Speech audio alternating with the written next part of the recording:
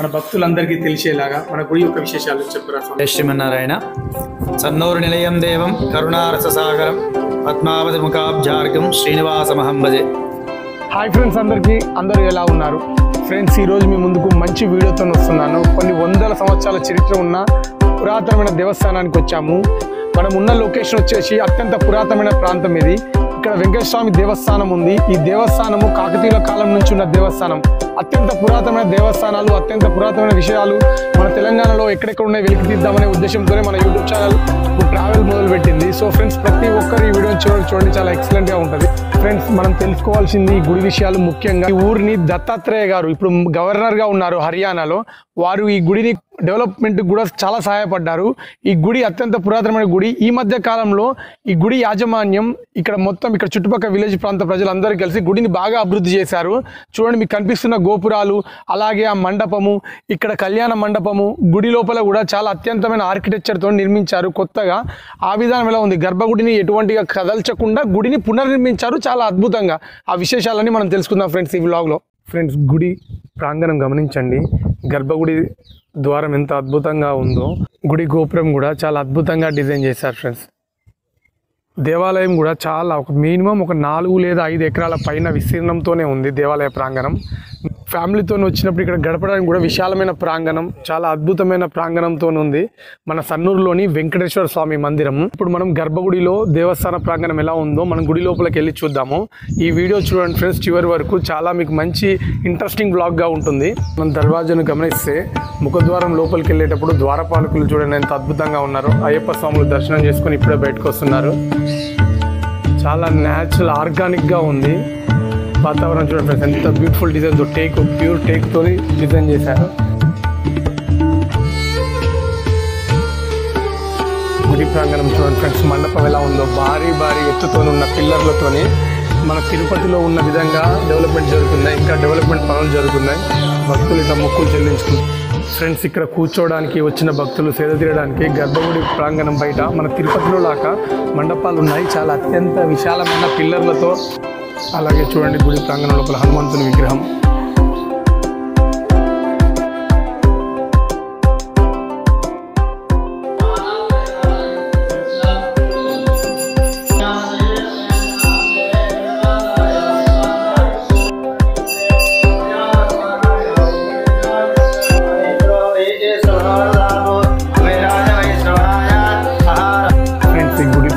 గుడి లోపల ఉన్న పాజిటివ్ వైబ్స్ అయితే ఎక్స్ట్రాడినరీగా ఉన్నాయి. కూడా ఇప్పుడు సమయం వచ్చేసి 11 అవుతుంది.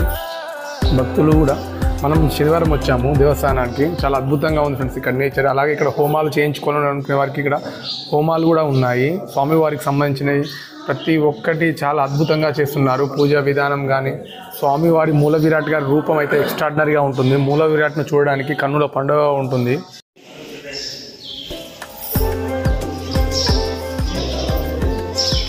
ఫ్రెండ్స్, ఇప్పటి వరకు మనం గర్భగుడిలో ఉన్న మూల విరాట్ను దర్శనం చేసుకుని బయటకు వచ్చాక చూడండి ఇక్కడ కళ్యాణ మండపం ఉంటుంది పక్కన. ఎంత అద్భుతంగా ఉంటుందో చూడండి.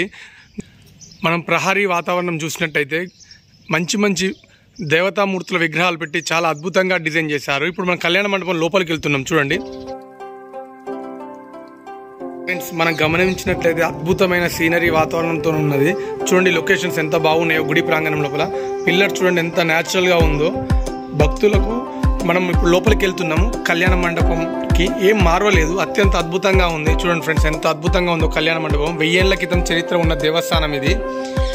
చాలా ఎక్స్ట్రాడినరీగా ఉంది. భక్తులు ఎవరైనా సరే గుడి ప్రాంగణంకి వచ్చారనుకోండి, మీరు అప్పటి రోజులు ఒక 1000 ఏళ్ల క్రితం ఎలా ఉండే పరిస్థితులని గుడి ప్రాంగణంలో చాలా అద్భుతంగా డిజైన్తో కనిపిస్తుంది.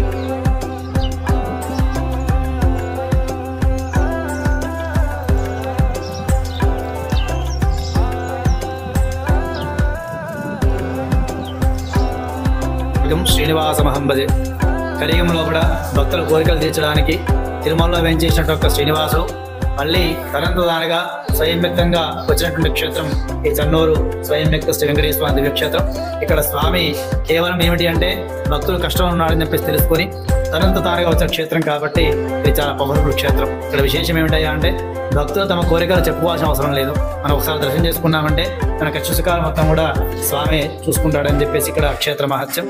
పూర్వంలో సుమారుగా 700 సంవత్సరాల క్రితం తిరుమల యాత్ర చేసే ఒక వైశ్యుడు ప్రతి సంవత్సరం కూడా స్వామిని సేవిస్తూ ఆ సంవత్సరం కూడా స్వామిని దర్శించుకోవాలి తపనతో నడుచుకుంటూ వెళ్తూ ఉండగా వృద్ధుడు కాబట్టి మార్గాయాస సమస్యలు పడిపోతే ఆ రోజు రాత్రి స్వామి కలలో కనబడి ఇన్ని సంవత్సరాలను సేవించావు కాబట్టి ఈ భక్తి నాకు ఆనందాన్ని ఇచ్చింది, తత్ఫలితంగా అక్కడ దాకా రావాల్సిన అవసరం లేదు, ఈ కొరకు ఇక్కడే ఆవిర్భవిస్తానని చెప్పేసి ఇప్పుడు ప్రస్తుతం ఉన్నటువంటి ఆలయానికి ఉత్తర వాయువులో ఉన్నటువంటి ఒక పెద్ద గుండు ఉంటుంది. అది 3 భాగాలుగా పగిలి అందులో స్వామి దక్షిణముఖంగా ఆవిర్భవించాడు. అక్కడ ఉదయకాలమే చేసి స్వామికి పూజా కార్యక్రమం నిర్వహించిన తర్వాత ఆలయం కట్టమన్నాడు కదా స్వామి అని చెప్పేసి ఆలోచన చేసిన సందర్భంలో ఆ గుండు తొలగించినట్లయితే స్వామికి మూర్తికి మన ఇబ్బంది కలుగుతుంది తాపత్రయంతో బాధపడుతూ అప్పుడు పండితులు సలహా తీసుకుంటారు. ఆ సలహా మేరకు 41 రోజు శ్రీనివాస దీక్ష చేస్తాడు. తత్ఫలితంగా పూజ చేసేటువంటి తూర్పుముఖంగా స్వామి ఆవిర్భవించాడు. స్వామితో పాటుగా శ్రీ వైష్ణవ సాంప్రదాయం ఉండేటువంటి ఆలవారాధులు కూడా స్వామి దగ్గర ఆవిర్భవించున్నారు. అప్పటితో చక్కగా స్వామి గర్భ నిర్మాణం చేశాడు నంగూరు వంశస్థుడు. ఆ తర్వాత రాయపర్తి మండల కేంద్రం ఉన్నటువంటి మా పూర్వీకులైనటువంటి ఆరుట్ల వంశస్థులు అర్చకులు ఏర్పాటు చేసుకొని స్వామి వారికి ఆ కాలంలో కూడా ఎందుకంటే ప్రయాణ సౌకర్యాలు లేని కాలంలో అందులో మొత్తం కూడా అడవి ప్రాంతం ఉన్న సందర్భంలో కూడా వారానికి 1 రోజు మాత్రమే స్వామికి ఇక్కడ పూజా కార్యక్రమాలు నిర్వర్తించేటువంటి వారు. ఆ తర్వాత మన మధ్యలో కూడా కొన్ని ఈ దండయాత్రలో కూడా ఆ స్వామివారికి ఆరాధన కైంకర్యాలు కూడా నిలిపివేయబడ్డాయి. ఆ తర్వాత మళ్ళీ మా పూర్వీకులు దాన్ని పునరుద్ధరణ చేసుకొని మళ్ళీ స్వామికి ఆరాధన కైంకర్యాలు చేసే సందర్భంలో కూడా ఇక్కడ ఉండేటువంటి కుందూరు వంశస్థులు, ఎర్రవెల్లి వంశస్థులు వీరంతా కూడా ఒక కమిటీగా ఏర్పడి స్వామివారికి ఇక్కడ ఉన్నటువంటి పక్కన గోదా అమ్మవారు, భగవద్ రామాదులు, మనవాల మహాముని, అమ్మాల వారు, ముఖమంటపం, అర్ధమంటపం, యాగశాల ఇవన్నీ కూడా నిర్మాణం చేసి అప్పటి నుంచి ఇప్పటి వరకు కూడా వారే ధర్మకర్తలుగా కొనసాగుతూ మా వంశీకులే అర్చకులుగా కొనసాగుతూ స్వామివారికి కైంకర్యాలు నిర్వర్తిస్తున్నారు. ఇక్కడ స్వామివారికి ప్రతి నెల శ్రవణ నక్షత్రం నాడు చక్కగా స్వామికి మాస కళ్యాణోత్సవం ఉంటుంది. అట్లాగే అమావాస్య ముందు వచ్చేటువంటి చతుర్దశి నాడు సుదర్శన కార్యక్రమం ఉంటుంది. ప్రతి ఏకాదశికి సహస్రనామాచరణ కార్యక్రమం ఉంటుంది. అట్లాగే మాఘశుద్ధ దశమి నుంచి బహుళ పంచ వరకు శ్రీవారికి వార్షిక అధ్యయనోత్సవాలు, బ్రహ్మోత్సవాలు శ్రీరంగ సాంప్రదాయానుసారంగా అంగరంగ వైభవంగా అన్ని వాహన సేవలతోని స్వామివారి ఉత్సవాలు చక్కగా వైభవంగా జరుగుతాయి. అట్లాగే సంక్రాంతి ముందు వచ్చేటువంటి ధనుర్మాసంలో కూడా గోదామ్మ వారికి 30 రోజుల పండుగ కార్యక్రమాలు కూడా వైభవంగా చేసుకుంటాం. అందులో మనం 11వ తారీఖు నాడు గోడాలోత్సవం ఉంటుంది, భోగి నాడు గోదా కళ్యాణం ఉంటుంది. ఆ తర్వాత ముక్కోడి ఏకాదశి కూడా చాలా వైభవంగా గరుడ వాహనం మీద స్వామివారి ఉత్తర ద్వారశం ద్వారా భక్తులకు అనుగ్రహిస్తుంటాడు. అట్లాగే ఈ యొక్క శరణవరాత్రి ఉత్సవాల్లో కూడా లక్ష్మీ అమ్మవారికి రోజుకు అలంకారంలో అష్టలక్ష్మి అలంకారాలతోని స్వామివారి కార్యక్రమాలు ఉంటాయి. ఇట్లాగా ప్రతి కార్యక్రమం కూడా వైభవంగా ఆలయంలో కొనసాగుతూ ఉంటుంది. భక్తులందరూ కూడా ఈ యూట్యూబ్ ఛానల్ ద్వారా చూసే భక్తులందరికీ కూడా శ్రీవారి అనుగ్రహం కలగాలి అని చెప్పేసి అనేక మంగళాశాసనాలు చేస్తూ ఇంకొక విశేష సాంప్రదాయం ఏమిటి అంటే మన సహజంగా కోడిన కట్టే సాంప్రదాయ వేముల వాళ్ళు మాత్రం చూస్తాం మనం. కానీ ఇప్పటికీ కూడా శ్రీ వైష్ణవ క్షేత్రాల్లో ఉండేటువంటి ఏకైక సాంప్రదాయం ఉండేటువంటి విధంగా ఆలయం ఈ చన్నూరు వెంకటేశ్వర ఆలయం. ఎందుకంటే ఇప్పటికి కూడా భక్తులు కష్టాలు వచ్చినప్పుడు స్వామివారిని మొక్కుకుంటారు, కొడం కడతామని చెప్పేసి అటు కార్యక్రమాన్ని బ్రహ్మోత్సవాలు జరిగే ఉత్సవాల్లో కూడా ఆ కార్యక్రమాన్ని మొక్కుగా తీర్చుకుంటుంటారు. కాబట్టి విశేషమైన క్షేత్రంగా అట్లాగే భక్తుల యొక్క కష్టాలు తీర్చేటువంటి స్వామి భగవంతుడు నేనున్నాడని చెప్పేసి చెప్పిన క్షేత్రమే ఈ స్వయం వ్యక్త క్షేత్రం. ఈ క్షేత్రాన్ని చూసిన వారికి, ప్రత్యక్షంగా సేవించిన వారికి, ఈ యూట్యూబ్ ఛానల్ ద్వారా వీక్షించిన అందరికీ కూడా శ్రీవారికి అనేక మంగళాశాసనాలు చేస్తూ వర్ధద అభివర్ధద. జై శ్రీమన్నారాయణ.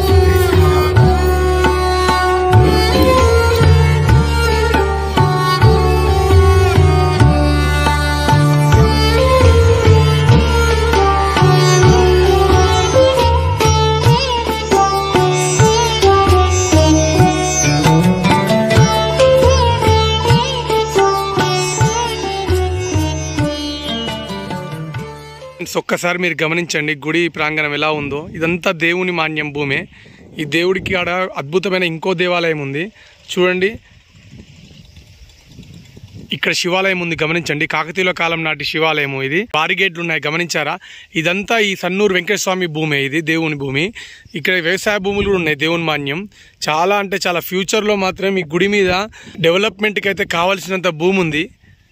గవర్నమెంట్స్ కూడా ఇలాంటి గుడిని డెవలప్ చేస్తే మనందరికీ మన సనాతన ధర్మం, మన యొక్క హిందూ సంస్కృతి సాంప్రదాయాలు 10 మందికి తెలిసి ఇంకా అద్భుతంగా ఉంటుంది వాతావరణం.